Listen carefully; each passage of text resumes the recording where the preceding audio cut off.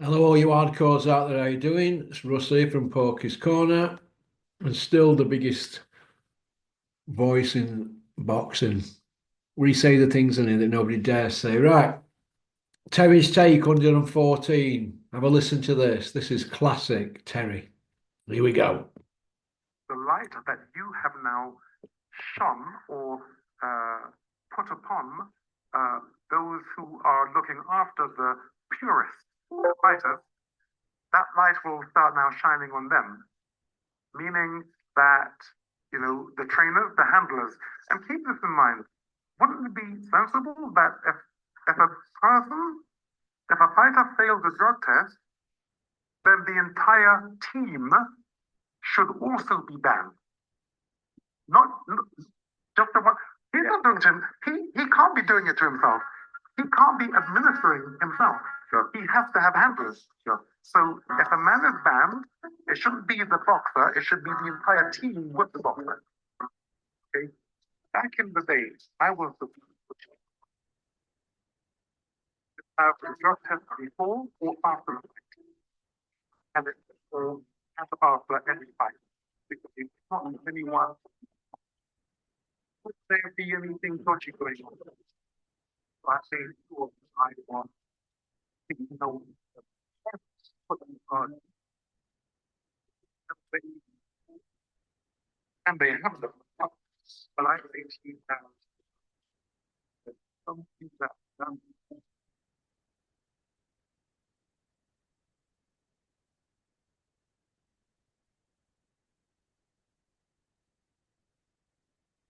Welcome back to the number one podcast in the sport where you should always check your microphones on. I just gave 10 of the best minutes of podcasting ever and none of it recorded. So now I've got to start from scratch. And not the day for that. But look, let's start on something really positive. Like Chris Eubank Jr.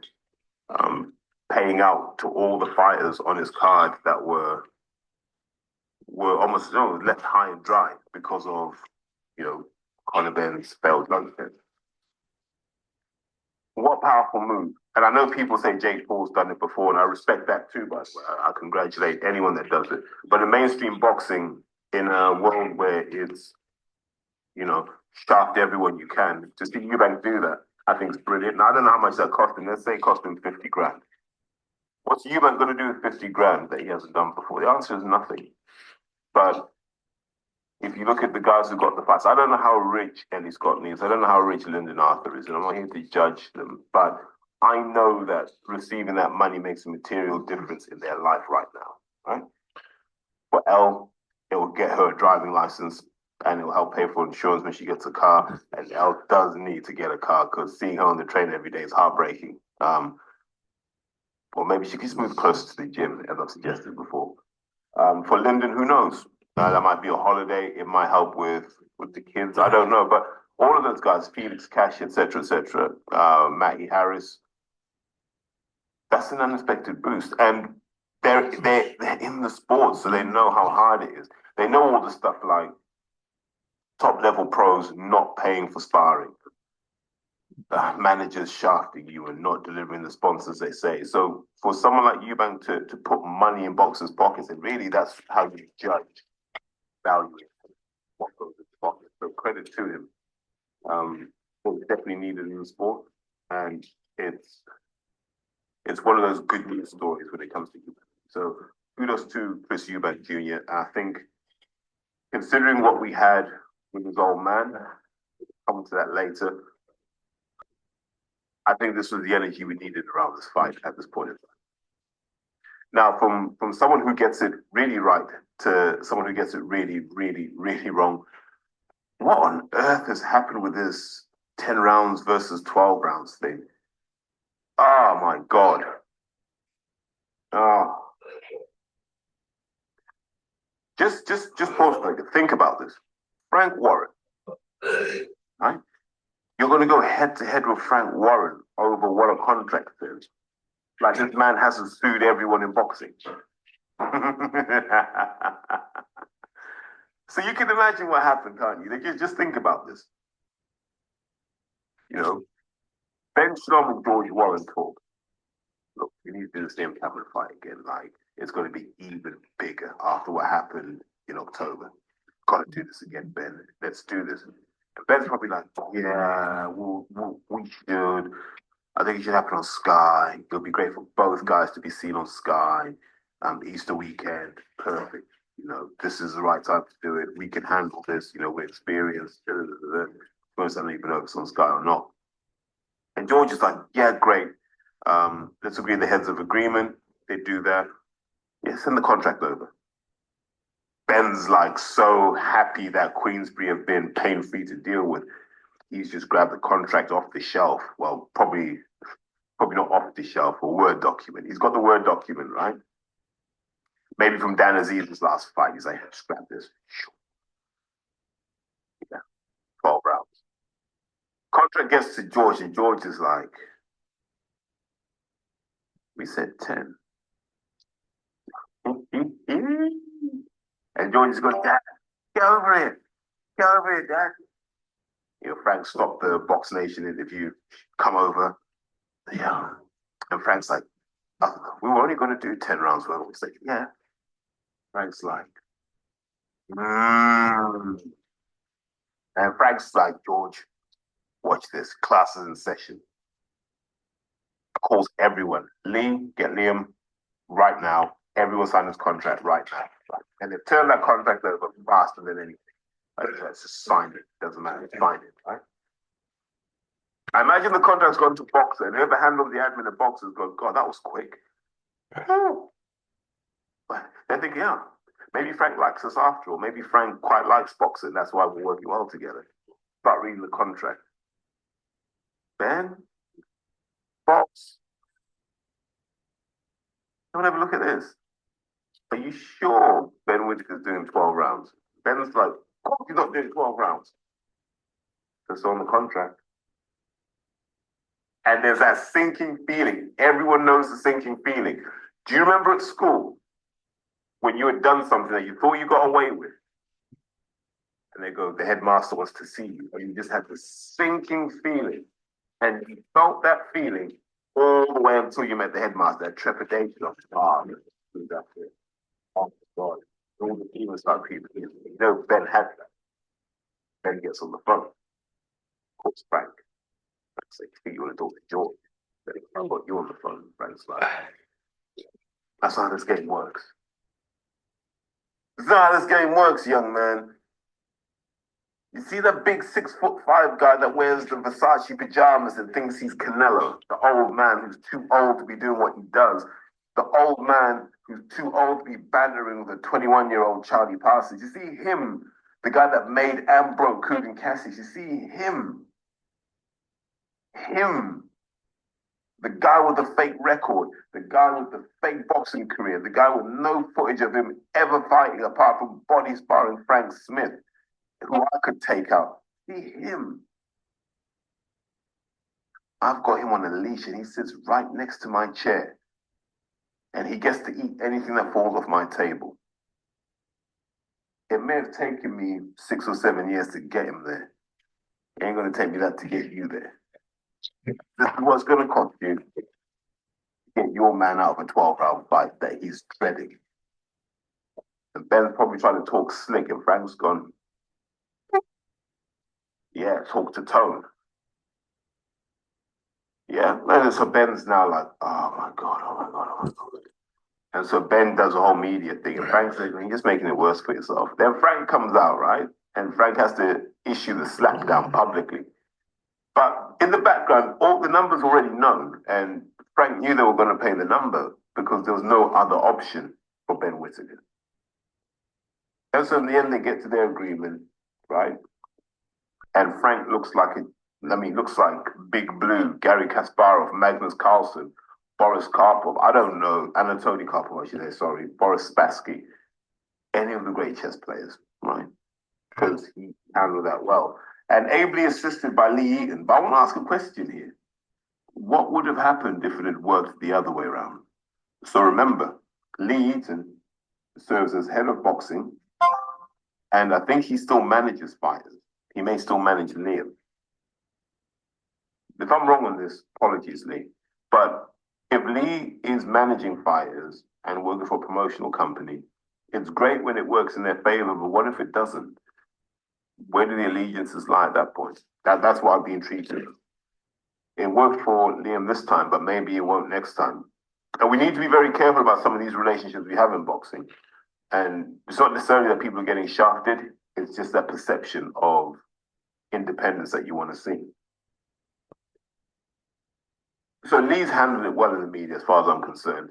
I think Liam's handled it well in the media. The other side could have done better. And they should have managed the publicity, and here's why. Had they done this behind the scenes and said, look, there's been a mistake, but it's going to be for 10 rounds, everyone would have understood that. Okay? They'd have got it. Yeah, all right, fair enough. They fought at 10. They had a rematch at 10. Yeah. On to bigger and better things. But now you've planted the seed in the public's mind that Ben didn't fancy the 12. And once you do that, then you start asking, why didn't Ben fancy the 12? Is it a fitness issue? Is it a fear issue? What is it? I don't think it's any of those things, by the way. I think once you get to that level, you fight anyone over any distance, and you always do the best you can. But in the eyes of the fans now, you're devaluing Ben Whitaker. And that's not good, because if Ben wins, you want to keep that money in him. And while devaluing Ben, you're strengthening Liam's case. Like, Liam's you fight anyone over anything. And so what was meant to have happened in terms of rebuilding Ben and increasing his marketability has gone horribly, horribly wrong. And this is what I mean when I tell people you can't just be a promoter. When people talk about they could do what Hearn does, they could do what Frank Warren does, you can't. There are so many nuances, the little things you have to get right, because those small things can be force multipliers because their effects hit so many different aspects of boxing. And a lot of people sleep on that. And it's taken Frank years to master all of that. And Ben Shalom's learning on the job, as they like to say. And so I think that was a chastening experience for him in terms of that whole brouhaha around the rounds. You should never have those distractions in fight week, especially when your boxer is like in a must-win scenario. But I can speak to what I know. I think from the Whitaker side, they always knew they were going to do 10. So they've been really calm about it. That's why they haven't made any noise publicly. They've always known it was going to be 10. It was just about making sure that the money was right and then just repapering that contract. But let's zoom out and let's talk about the wider cards.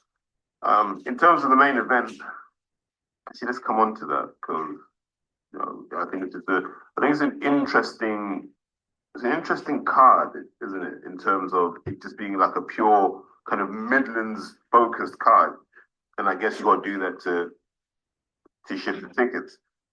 You got Fraser Clark kind of working his way back against Ebenezer Tete. In any other circumstance, I'd be dead against this fight. But considering what happened to Fraser in his last fight, I'm okay with a rebuild like this. I don't know how much is left in Fraser Clark, but you'd like to see him go through this process, right? Rebuild, test himself. He might get the winner of Adelaide versus Jamie TKC, and then kick on depending on how that goes. You've got Lee Cutler versus Sam Eggington. I think it's a nightmare for everybody. We're going to find out if Lee Cutler's built for bigger things. If he can handle Sam Eggington, even though Sam's got some more miles on him, if he can handle Sam Eggington, then you got to start looking at him as a more credible opponent, because like Sam Eggington's 40 fights into his career, at least 40 fights, right? So he will expose all the weaknesses in Lee Cutler. I'm absolutely sure about that. We've got Tyler Denny. He's kind of on his rebuild path as well. So we say good luck to him. And the fight I'm most interested in is seeing Brad Goldsmith fight Troy Coleman. You've got Brad, who's 12-0, and you've got Troy Coleman. And what's Troy? About 50 fights into his career, I'm guessing. And they're going to fight for the Midlands area title. This is where we find out if Brad, who I've said, I think he's got the talent, but now he's got to show that he can handle himself. And then we've got Mark Jeffers fighting as well interesting how his career seems to have stalled, right? And now he's fighting Ricardo Lara, which doesn't mean anything. Like they got Mark Jefferson, the 6th rounder. Like at one time they were talking about Mark Jefferson being that guy, and so I just wonder what are they doing with it. This is what I mean about not really investing. Because after he beat Jermaine Brown, I was like, okay, cool, they're going to build this guy up. And he's nowhere near Callum Simpson right now, and he should be. And I don't really understand what's going on there. Like, boxer have an opportunity to create a big fight between these two. And it's almost like they're holding him back so they can push Callum Simpson forward and push this guy behind. And I'm like, no, just let them fight each other, for God's sake. Because I can see Jeff was having to jump in with Zach Chelly, and I think they've probably done that fight before, but they'll do it again. Yeah, but yeah, very Midlands focused card. So if you're from the West Midlands and stuff, you're gonna love this card. The fight I'm most intrigued with is the Brad Goldsmith, because I want to see, how good he is on the big stage. And if he does have a great performance, then the British probably have a new guy to get behind. Now the main event. So anyone that's predicting a one-sided win is treading on thin ice, because if you watch the original fight back, the bit we saw, now we can extrapolate what would have happened further down the fight and draw all sorts of conclusions. But the reality is, in the fight we saw, it was pretty nip and tuck. Ben was punching all the way through until they went over the ropes. Let's not forget that. It's not like Ben was hanging on for dear life and jumped over the ropes, which is the story that people are telling you now. He was in that fight. But Liam Cameron showed he's not a journeyman. And a lot of people thought Liam Cameron was a journeyman, and it's not. It's like Liam Cameron was a guy who, had he been given an elite environment from the start and been looked after like a real pro from the start, would have had a vastly different career. Like, let's say Liam had gone to Matchroom when Kell Brook did. I think Liam would have been like a European champion or something. They'd have looked after Liam well. He's like a much, much, much, much, much better Felix Cash in my eyes. Yeah, tough, hard kid from South Yorkshire who will mix it with anyone. And I think Ben's got it tough because Liam will be fitter, he'll be sharper, he'll be more confident. But I don't know if the confidence will be a good or a bad thing, but he will have that, and he will have no fear of Ben now. So will he set about it? Will he go after it? Will he try and actually stop the fight? I don't know. But this is a real acid test for Ben, and I don't know. Like, I can't dip into any archives to tell you there's a performance that Ben's had where he's had to deal with this kind of adversity. But Ben Whitaker's been good from the first time I saw him nearly 10 years ago. Yeah, he's been quality out the box. Yeah, dominant as a junior, went into the seniors. I think he won the ABAs in his first year as a senior. Like, that's what Liam Cameron did, by the way, in 2009. Liam won his ABA title in his first year as a senior. So you got to respect that. That shows you the level both guys are at in terms of talent. I just think Liam's just, he's got nothing to lose. So he can go out there and just let his shots go. He can go out there and have fun. And he can go out there because if he's just out there to find out how good Ben Whitaker is, he can't lose. And when you can't lose, psychologically, your morale doesn't go up or down. You just fight. You stay on target. You stay on the mission. And that's what we're going to see with him. And I want to say Ben Whitaker will win. But I don't know what I'd be basing it on. I'd be basing it on talent. And if he gets on his toes and he jabs and moves and he uses his attributes, right? If he goes back to that Ben Whitaker, I think the odds swing 55-45 in his favor. Yeah, if he goes back to being Ben the Legs Whitaker, where he's able to, manage the distance, manage angles, move off, make Liam miss a lot, then he can turn the fight in his favor. But at some point, Liam's gonna just force him to dog it out. That's when I don't think he can dog it out with Liam. I don't, and it's not whether I like Ben or not. He just hasn't been there as many times as Liam's been there. When it gets dark and when it gets intense, when it gets nasty, you'll see Liam smile. I guarantee it. On Sunday, you'll see Liam Cameron smile. and go, I love this. I don't know if Ben's going to say that. I really don't. So I'm nervous at the moment, and I'm leaning towards Liam in this fight because Liam's been there before. And Liam's fighting for a higher purpose. He's fighting as a stepdad. He's fighting to put food on his stepkid's table.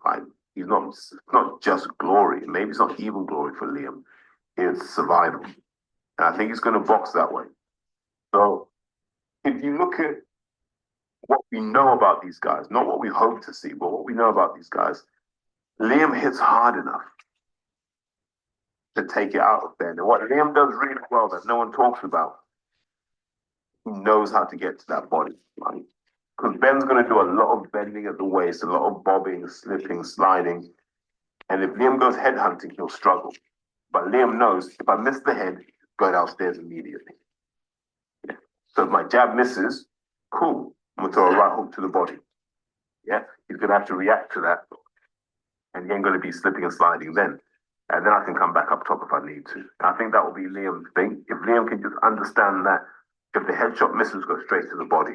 If the body shot connects, stay at the body, then come up.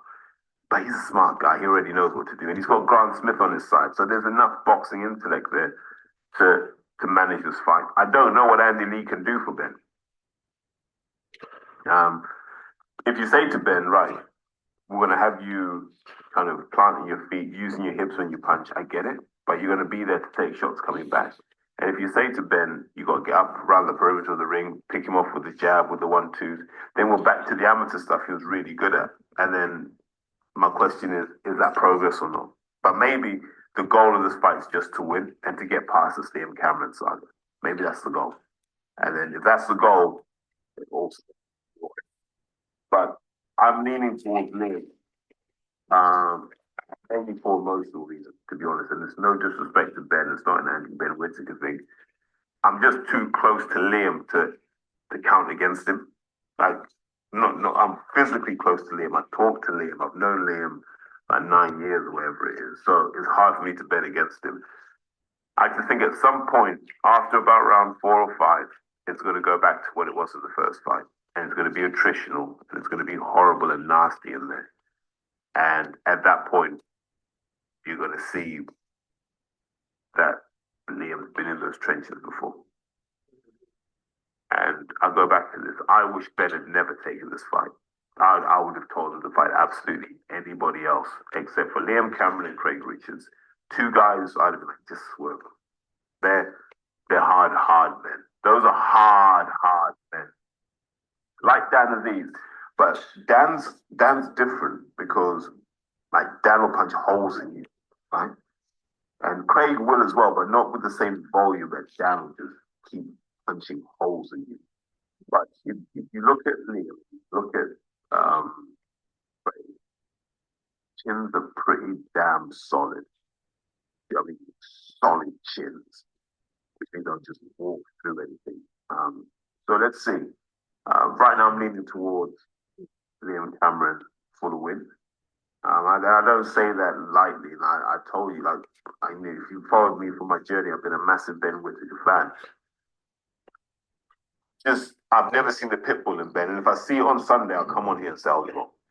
But we've seen Liam dog it out. Like, I've seen him dog it out. And then I've seen Liam when he's got someone hurt and he doesn't let off. The one thing I wanted to come back to was Chris Eubank Senior. So most of you would have seen I think the clip was from Seconds Out, wasn't it?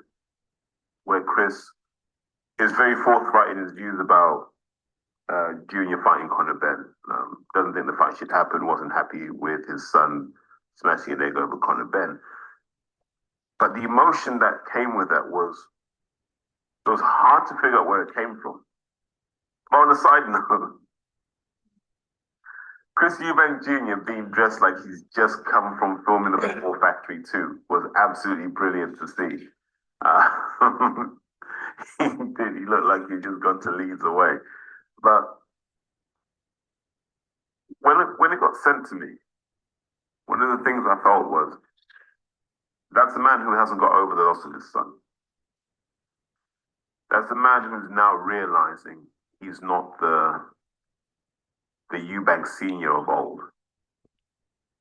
And I think he's struggling with that because you've got to remember that Chris Eubank will be 60. I think he's 60 either next year or the year after, right? But he's in his late 50s now. He's in that kind of Mike Tyson generation.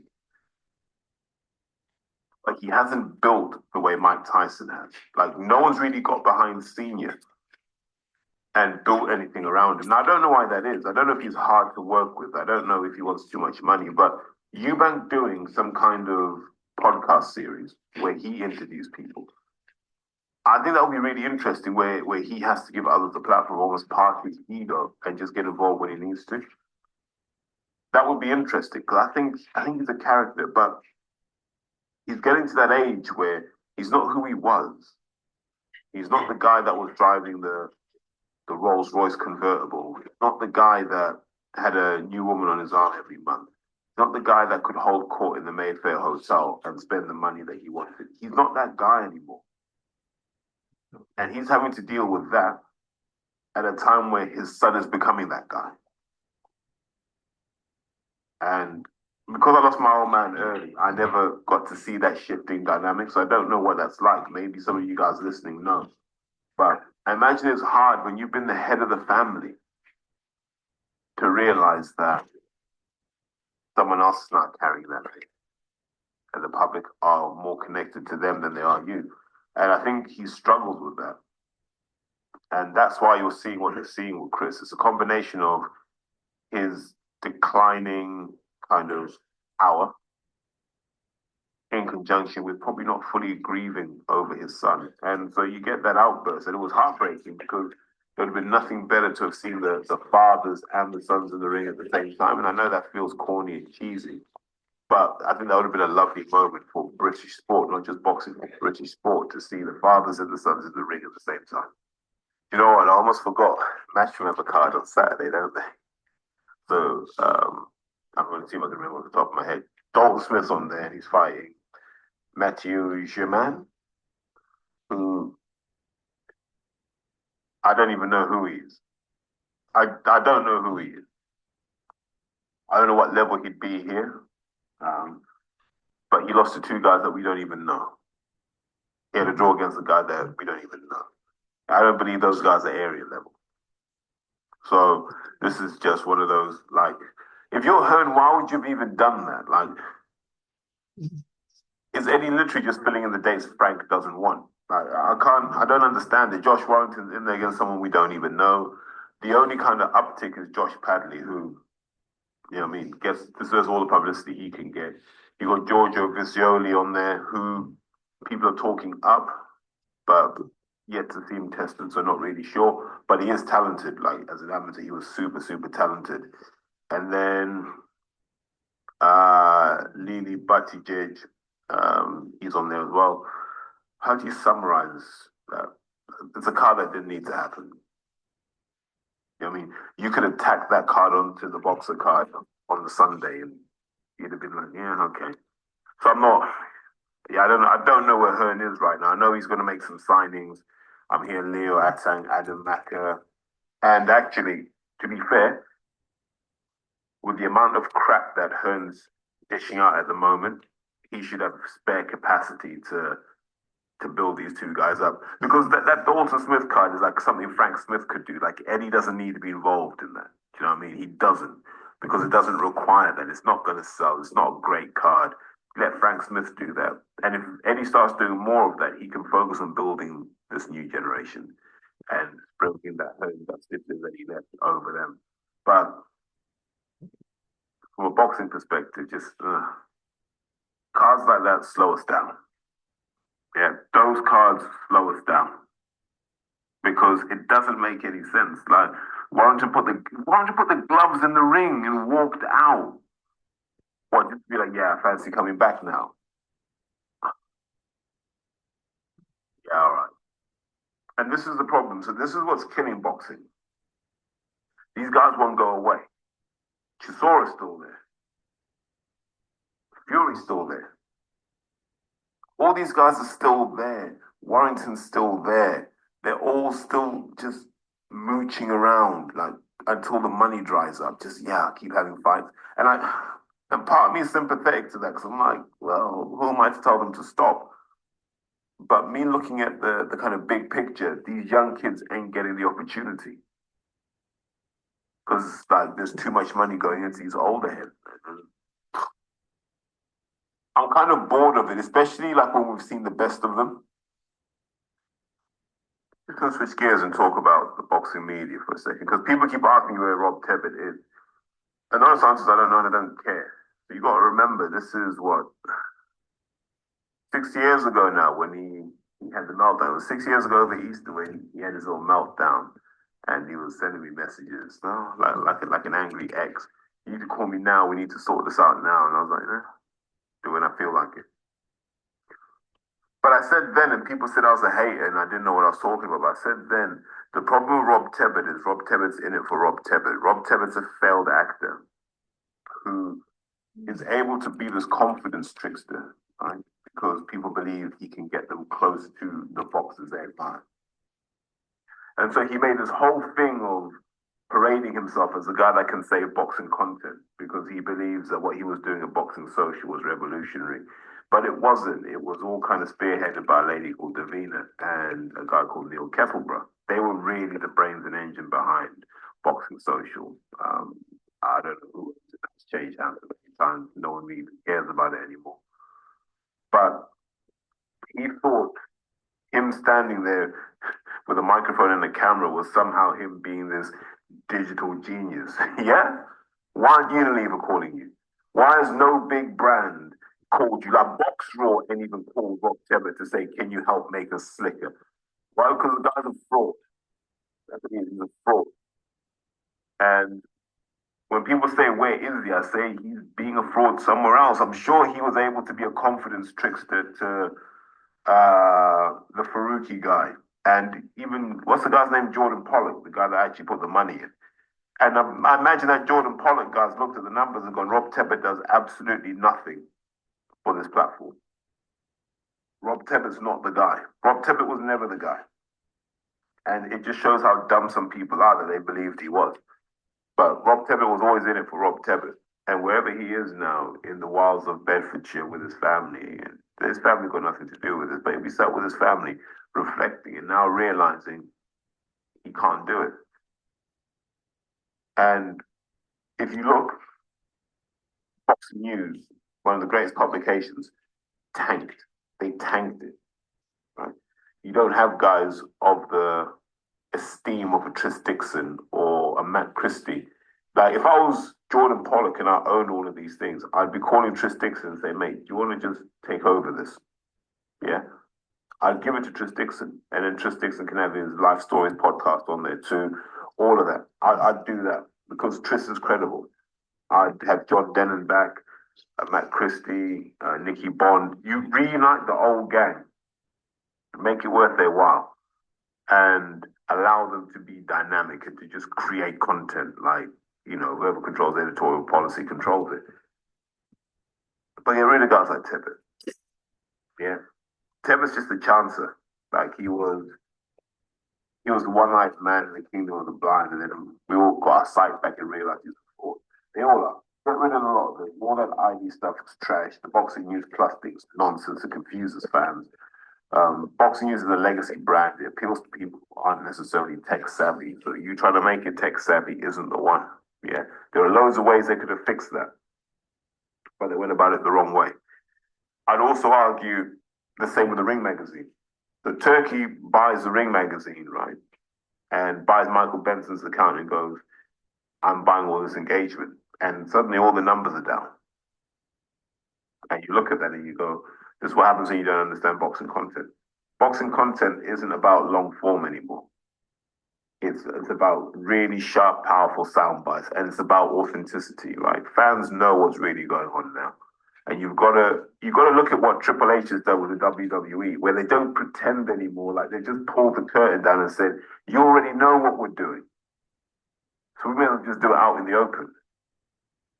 And that's what we need to get to with boxing content. Let's get the people back who know how to tell boxing stories.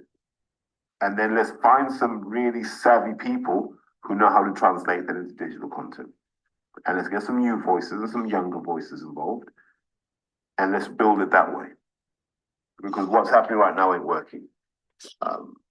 Bring it back to the initial question, where's Rob Tebbett? I have no idea, but the further he is from the sport, the stronger the sport is. This is the harsh reality of it. And I don't know how we fix that content issue. But I can only speak from my own perspective. So over a year ago, I decided to jump on and do a Facebook page, right? And my Facebook page, well, probably over a year ago, but like January 2024, my Facebook page was on 2,229 followers. It's on like 32,000 now.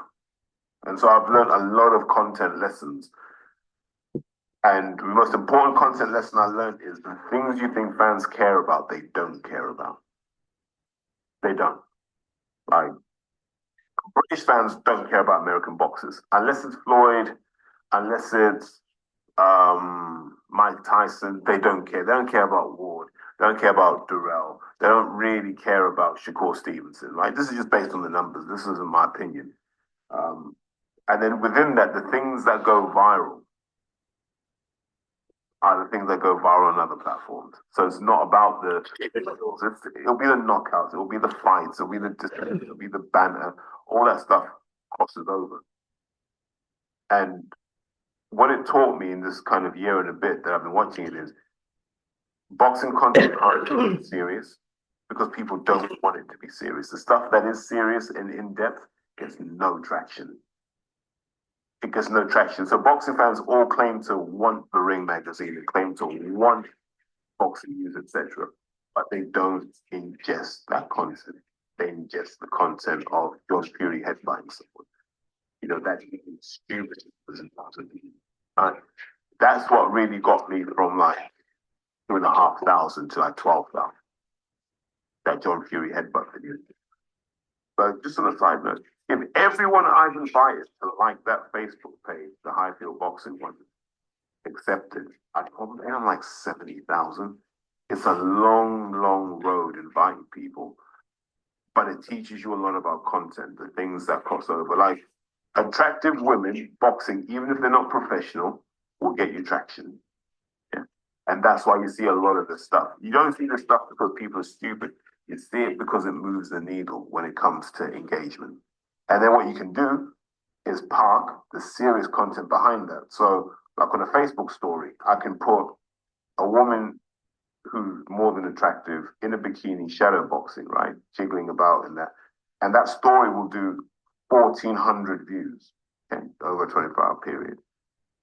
If I put the next story being an article on George Foreman passing, I'll go from 1,400 to about 600, right?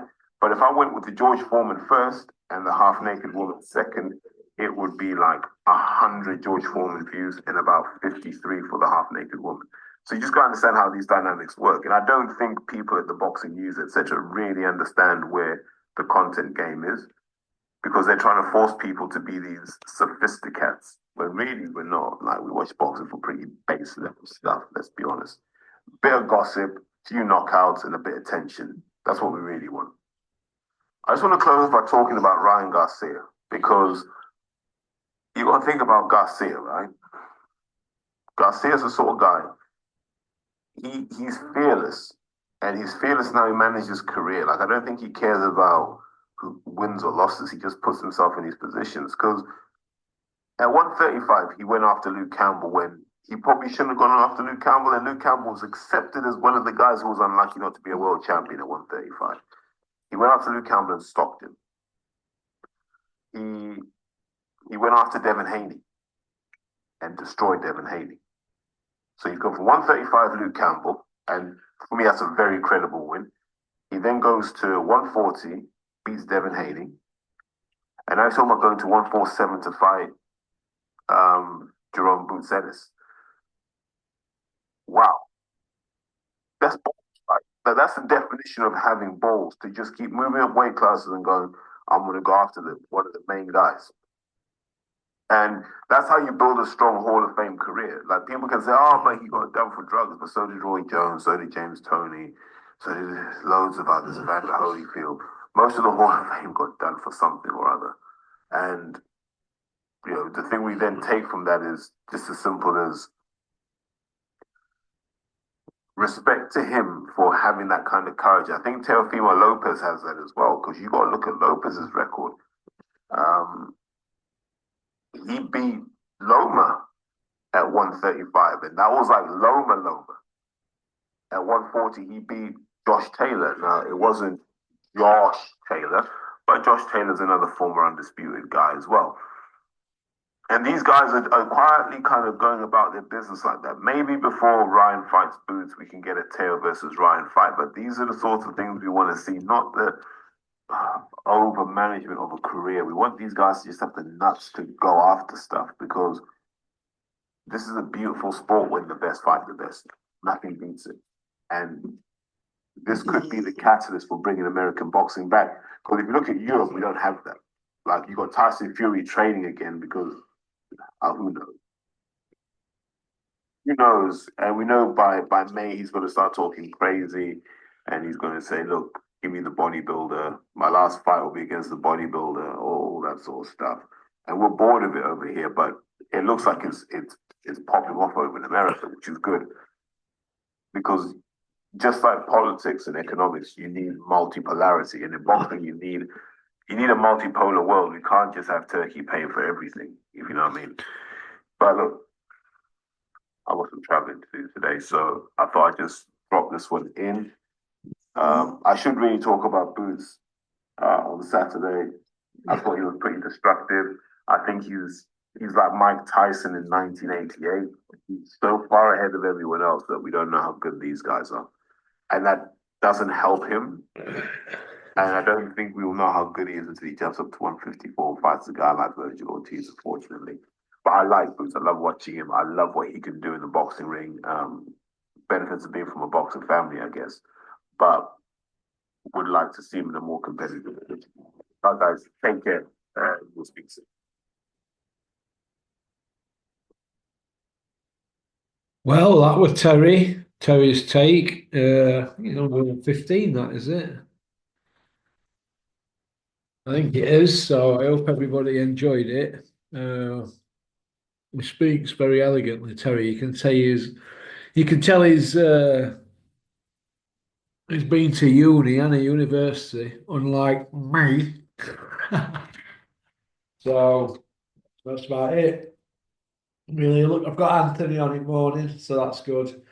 And yeah, Anthony, that weighted vest on my bike. Oh, 10 kilo. What a difference that makes. When you get off it, you feel like you're floating. It's hard going up hills though. We'll get on your back. So, all right, mate. You take care. Well, peace out. Thanks for liking and subscribing and leaving a comment. I hope everybody has a great Easter. Whitaker. Don't eat too many eggs, Max. Told you. Eat in moderation. Pop, pop, man.